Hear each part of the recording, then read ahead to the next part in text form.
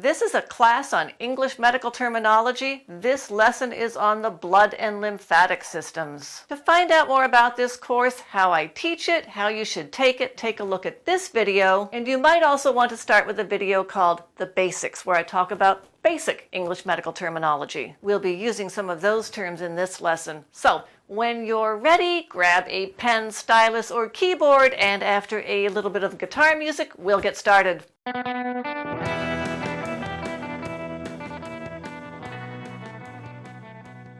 The first root, ser or seer, meaning to run or flow. An example is serum, which is the pale liquid that separates from the clot when blood coagulates. The next root, throm, meaning clump. In this context, that's going to be a blood clot. An example is thrombosis, and we know from the basics that osis indicates a condition, so it's a condition of having a blood clot. Another example with thromb is thrombocyte, which is another word for platelet, and we're going to be seeing a lot of that root, cyte, meaning cell, in this lesson as well. The next root, globin, meaning protein. An example, hemoglobin, blood protein. We've also seen that root hem in the basics.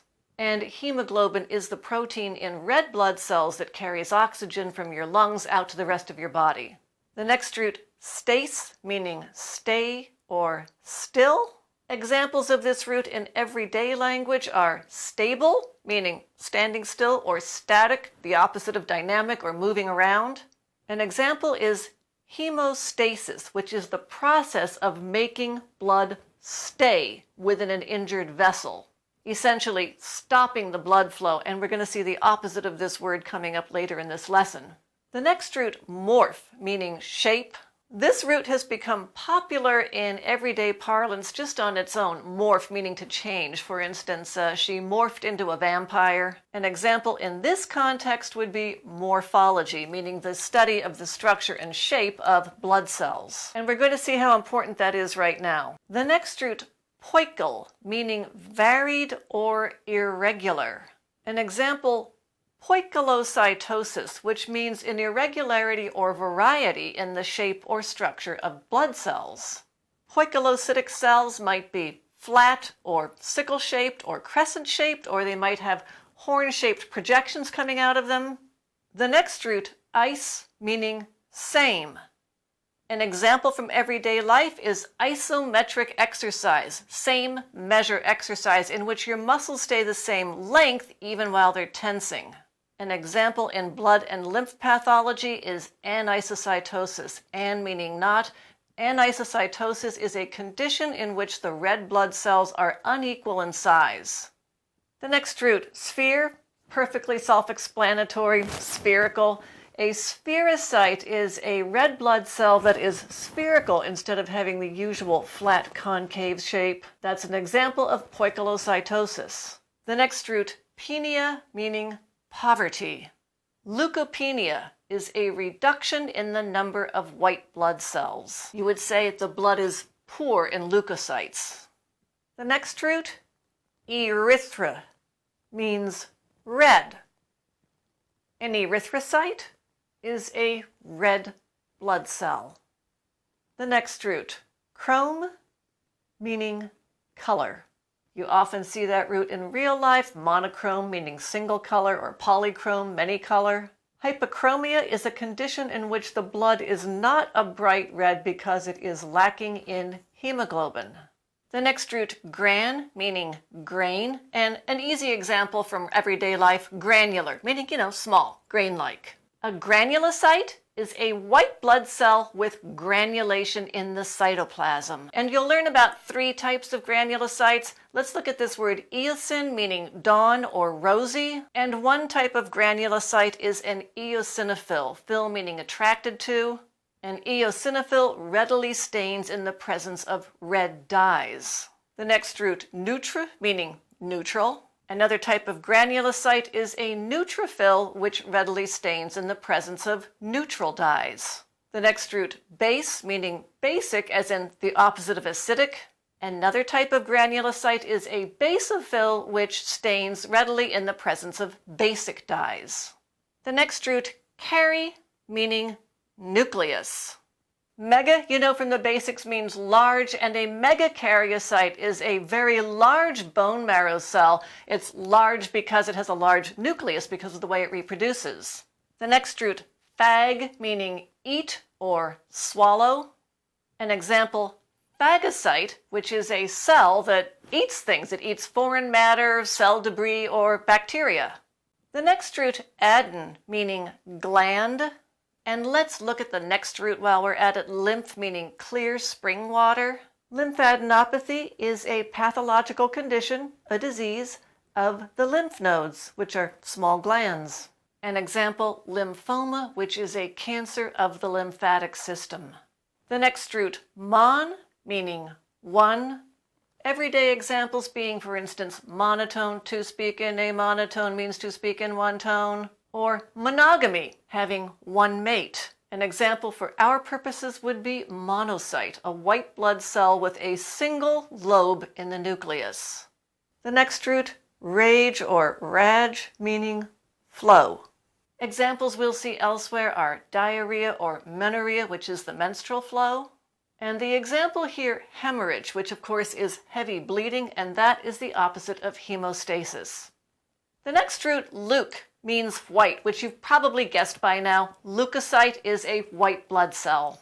The next word, retic, meaning network, and this also exists in normal life. Reticulation is something that you see in the veins of a leaf. An example for us in the blood and lymphatic system is a reticulocyte, which is a young red blood cell, and it has a network of ribosomal DNA.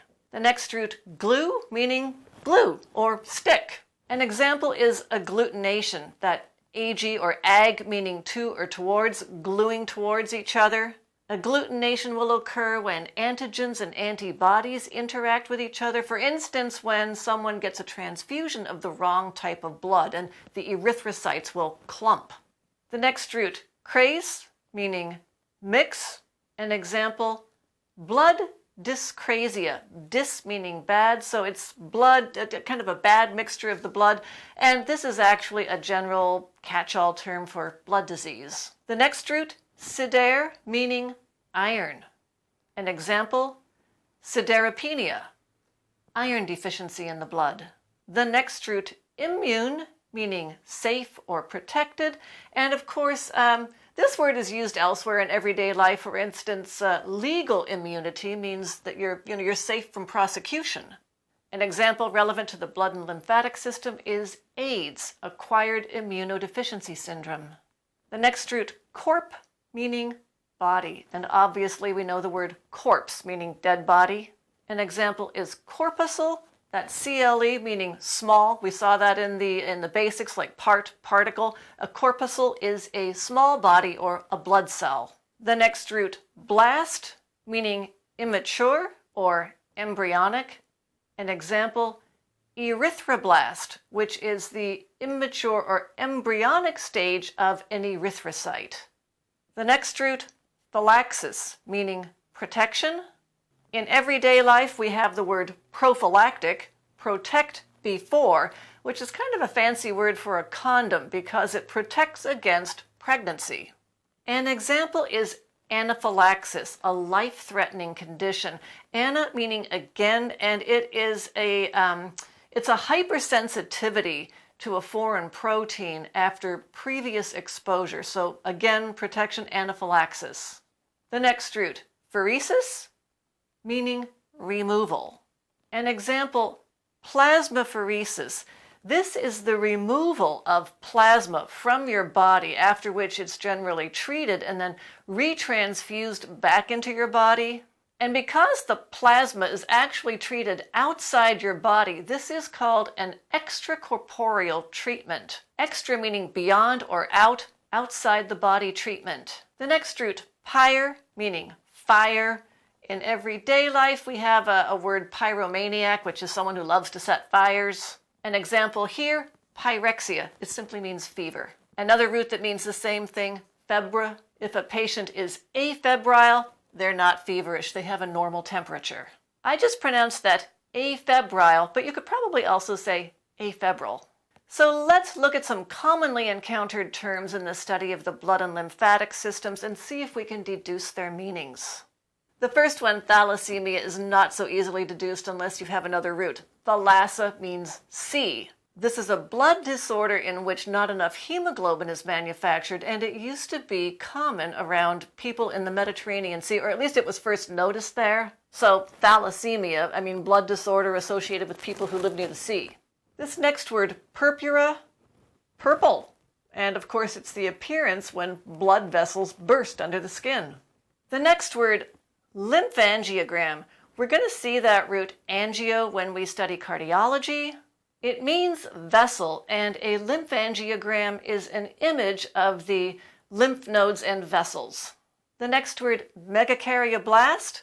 We looked at this word megakaryocyte, which was a cell. The megakaryoblast is the embryonic or immature form of that cell. The next word, metamyelocyte.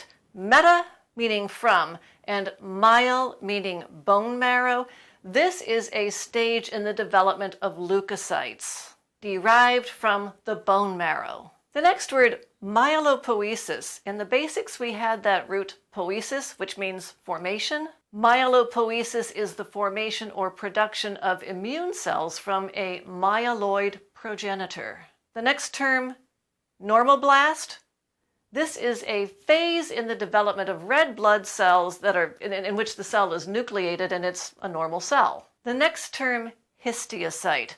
Hist meaning tissue and histio meaning it's a diminutive form meaning small tissue. This is a macrophage found in tissues and organs. The next term, splenic atrophy. We've seen that term atrophy before, meaning, failure to grow. Splenic atrophy basically is a shrinking or decline of the spleen. The next term, pernicious anemia. Pernicious just means bad. This is a condition in which red blood cells are not being formed. The next term, lymph capillary. Capilla meaning hair. These are tiny microvessels in the spaces between cells, and they drain off extracellular fluid. The next term, red blood cell morphology. This will always be a factor in assessing the blood health of a patient. What is the shape and size of their red blood cells? The next term, chronic myelogenous leukemia. We know from the basics that chronic means it's a condition that persists over time. Myelogenous, it originates in the bone marrow. Leukemia, it's a condition of the white blood cells. In fact, it's an overproduction of white blood cells from the bone marrow. The next term, relative polycythemia. Now that term polycythemia, poly meaning many, cyte meaning cell, and hem meaning blood. We're not going to say polycythemia because, well, the T and the H are together, so polycythemia. And this condition is an apparent rise in the number of erythrocytes, but actually it's due to a reduction in the amount of plasma. This next term, hyperplastic bone marrow. We know from the basics that hyper means excessive, plast or plastic is talking about formation. With hyperplastic bone marrow, there is an increase in the hematopoietic cells in bone marrow. And the last term, congenital spherocytic anemia. This obviously is a condition, anemia, a blood disorder, in which the red blood cells are spherical shaped instead of being their normal concave disc shaped, and it's congenital. It's something you're born with.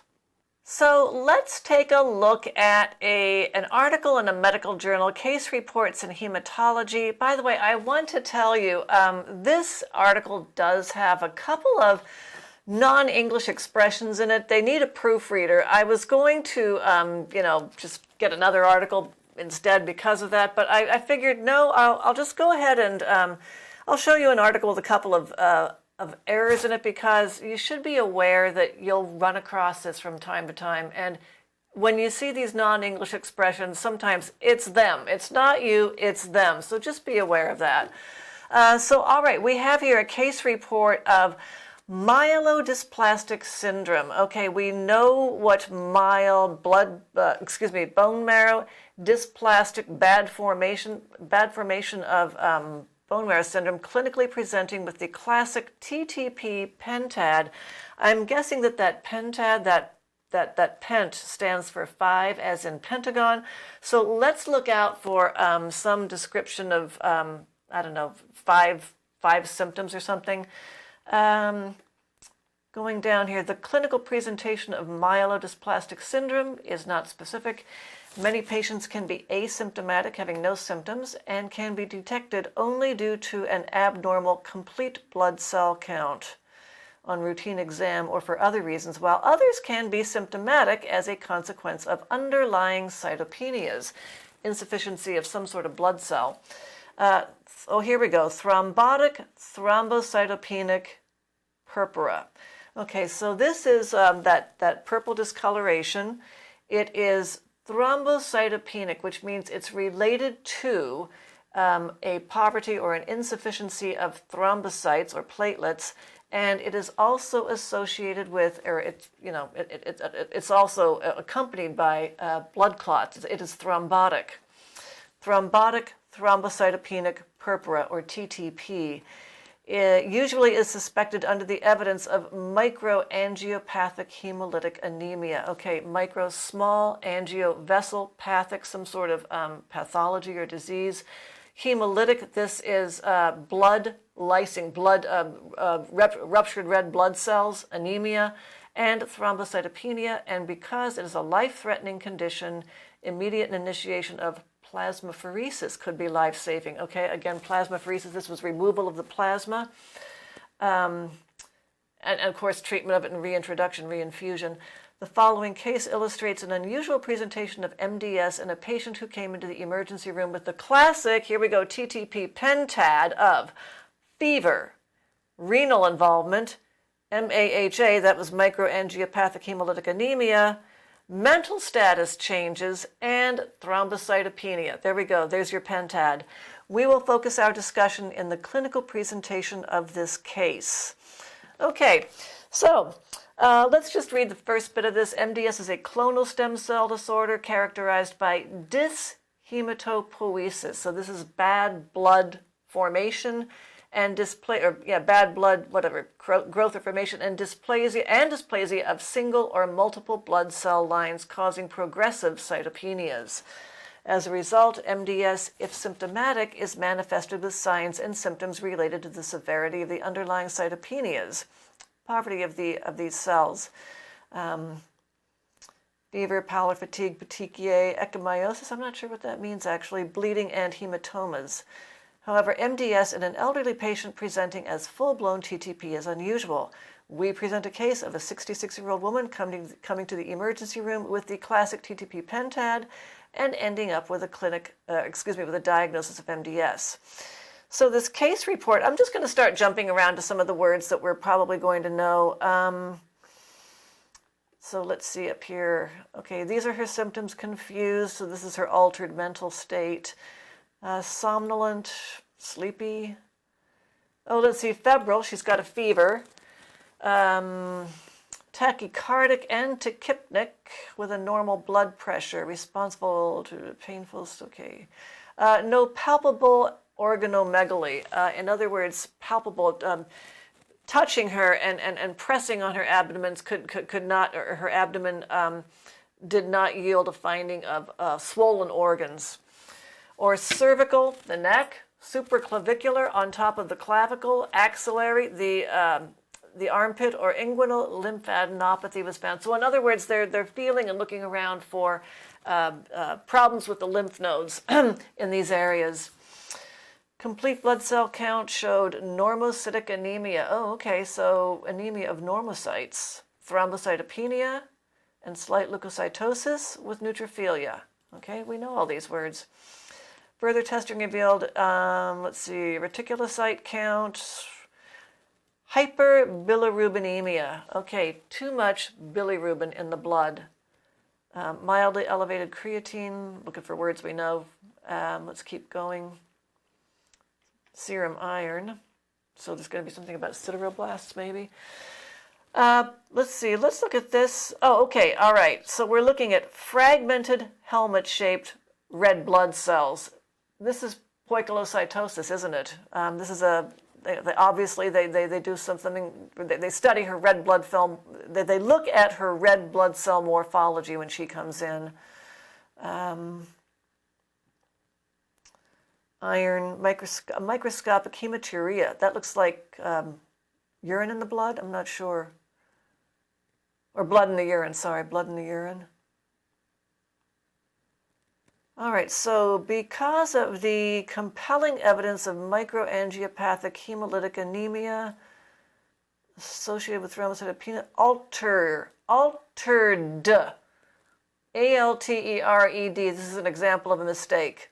Altered mental status, fever, and renal involvement, TTP was strongly considered. She was started on daily plasmapheresis and steroids. Let's see, there was no improvement in the MAHA, including the persistent marked schistocytosis. What do you think schistocytosis is? You know what a schism is? It's a split, a division. Schistocytosis are I think they're split red blood cells. That's what I think. Could be red blood cells with two nuclei. I don't know. Okay, flow cytometry. What would that be? That would be measuring the flow of cells. Showed no evidence of B-cell lymphoma, T-cell lymphoma, acute leukemia, or increase in blasts. And you know that those are embryonic forms of the cells. Okay, we go on to bone marrow. Testing, aspiration, and biopsy showed markedly hypercellular marrow. Too much cellular marrow. Hyperplastic, excessive production and bad production, megakaryocytic and dyspoetic, bad or wrong formation of erythroid elements, with occasional binucleate forms, two nuclei, and irregular contour. Again, we're looking at poikilocytosis, aren't we? And myeloid elements showed slight left shift. Mild increase in reticulin fiber, that network fiber. Fiber content making a myelophasic process as the underlying cause of schistocytosis unlikely.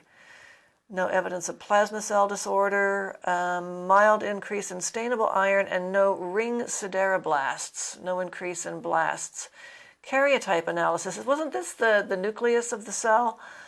In 20 metaphases was performed and revealed a complex karyotype in 8 metaphases, 12 metaphases chromosomally normal.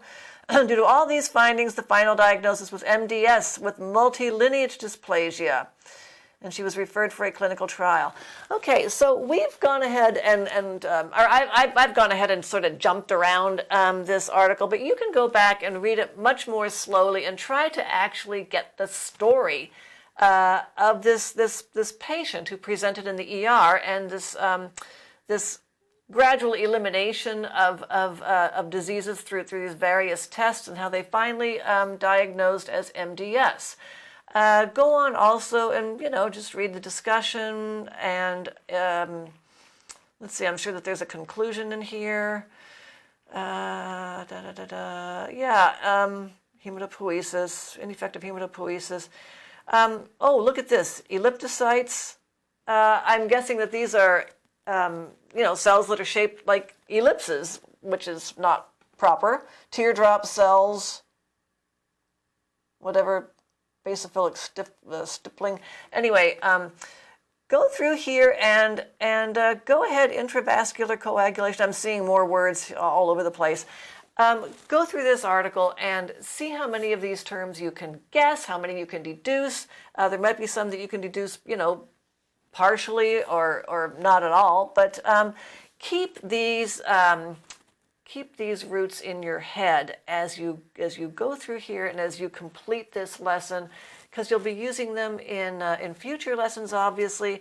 And I do hope that this lesson also gives you a head start on your study of the blood and lymphatic systems as you prepare to study medicine.